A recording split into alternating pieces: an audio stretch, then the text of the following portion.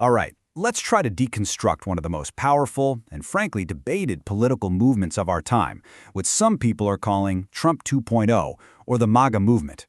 It's a force that has completely reshaped American politics, but figuring out what it actually is and where it might be headed, well, that's incredibly complex. And right away, we hit this central puzzle.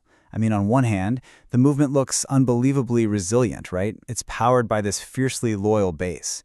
But then you read the analyses, and they reveal it's actually full of internal conflicts and pretty deep philosophical cracks. So which is it? Is it this unstoppable political force, or is it more like a house of cards? So to really wrap our heads around this, we're going to step back from the day-to-day headlines and use a classic strategic analysis tool. This is going to let us cut through some of the noise and look at the movement a little more objectively, both its internal gears and the world it's operating in. And the tool we're using is a SWOT analysis. Now, you might have heard of this from the business world, but it's actually perfect for this because it forces us to have a balanced perspective. Research shows we all have these cognitive biases, things like overconfidence, that can really cloud our judgment. A SWOT analysis kind of counteracts that by making us look squarely at the good, the bad, the potential upsides, and the really serious risks. Okay, let's jump right in. We're going to start with the movement's core strengths. These are the powerful internal forces that create that cohesion and give it such a lasting appeal for millions of Americans. You hear this quote all the time, at countless rallies and in so many interviews, and it really gets to the heart of the movement's #1 strength. It's often less about specific policies and more about this deep personal connection that supporters feel with their leader. It's this feeling that he is their voice, finally saying the things they've been thinking and feeling. And that personal connection gets supercharged by a really powerful group psychology. Analyses of the base consistently point to this shared social identity that's built on a narrative of persecution, a feeling of betrayal by the elites. This creates a very strong us versus them worldview, where loyalty becomes the most important thing, and things like cruelty or mockery can even be seen as a form of authenticity. Okay, but for all that psychological unity, there are some major internal weaknesses, especially when you start talking about actual policy. The movement is not a monolith at all. There are deep ideological divides running right through it and the broader Republican Party. So a really interesting analysis from the Marubeni Corporation points to a central weakness, the lack of a core guiding philosophy. Instead of a consistent ideology, policy tends to be very reactive and unpredictable.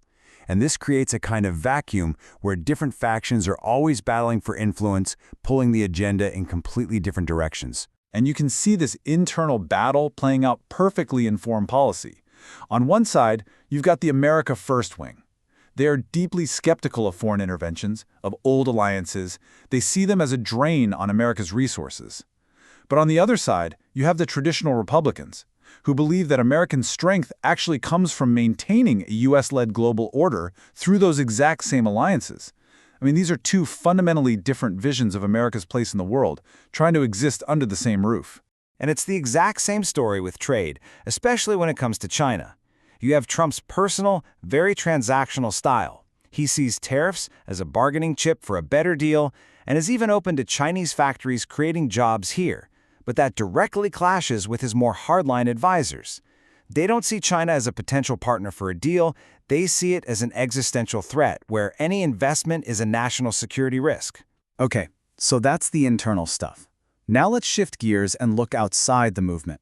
What are the opportunities in the current political landscape that this movement could really capitalize on? Well, when you look at the American political environment right now, it is just incredibly fertile ground. Voter analysis shows this powerful mix of factors. Our two-party system often just forces people into a least bad option. Then you have something called negative partisanship, where the main reason people vote isn't to support their own side, but to defeat the other side. You layer on top of that a deep, widespread anger at elites, really potent culture wars, and this growing sense of voter nihilism, this feeling that the whole system is broken anyway, and you've got the perfect storm for a populist message to thrive. But it's not all smooth sailing. The movement also faces some pretty significant external threats. Everything from serious critiques of its past performance to a very well-organized political opposition. Let's start with a single, really telling number from a House Budget Committee report that looked at the pre-pandemic economy. The number is negative 1.4 million. What is that? That's how many fewer private sector jobs were created in the first 3 years of the Trump administration compared to the last 3 years of the Obama administration. And this chart just lays it out visually. You can see the slowdown right there.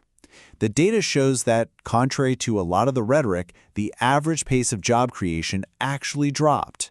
The economy was adding about 2.2 million private sector jobs a year in the 3 years before Trump took office, and that rate fell to 1.7 million a year in the 3 years after. And what's fascinating here is that the criticism of this economic record doesn't just come from one side. From the left, the House Budget Committee says the policies were reckless, that they squandered a growing economy on a huge tax giveaway for the rich. But then, from a free market, libertarian view, the American Institute for Economic Research says the policies were illiberal, that they hurt Americans with a costly trade war and a disastrous response to the pandemic. Now, beyond the economic critiques, there's another huge threat: organized political opposition. And this is where it gets really strategic, especially at the state level, where Democrats have been building what the Democratic Legislative Campaign Committee, or DLCC, literally calls a firewall. So how does this firewall actually work? Well, right now, Democratic-led states have legislative control over almost half of the entire U.S. economy. This gives them immense power to act as a counterweight to a federal agenda. They've already been passing their own laws to protect things like reproductive rights and voting access. And big states like California and New York are openly getting ready to legally challenge and resist potential federal policies on everything from climate change to healthcare. Okay, so we've looked at the internal strengths and weaknesses and the external opportunities and threats. After digging into all these competing forces, what's the big takeaway? Well, it really all boils down to this fundamental tension. The movement's greatest strength is its incredibly loyal base, all unified by this shared sense of grievance. Its biggest weakness? A lack of a coherent philosophy, which leads to all those internal policy battles.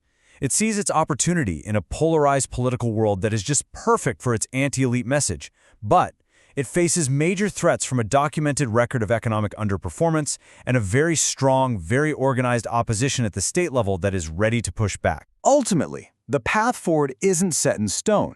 It's going to be shaped by the collision of these four powerful, competing dynamics. So the real question isn't whether these forces exist, it's which one: the internal unity, the internal fractures, the political environment, or the organized opposition. Which one will ultimately prove to be the most decisive? That's the framework to keep in mind as we watch what happens next.